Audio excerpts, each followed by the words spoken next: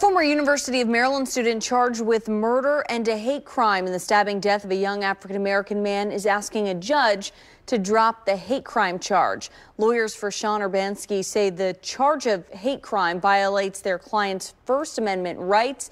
They don't want Urbanski's racist posts on a white supremacist Facebook page to be allowed in as evidence. A hearing on that motion is set for December 17th. Urbanski is accused of killing 23-year-old U.S. Army Lieutenant Richard Collins III last year.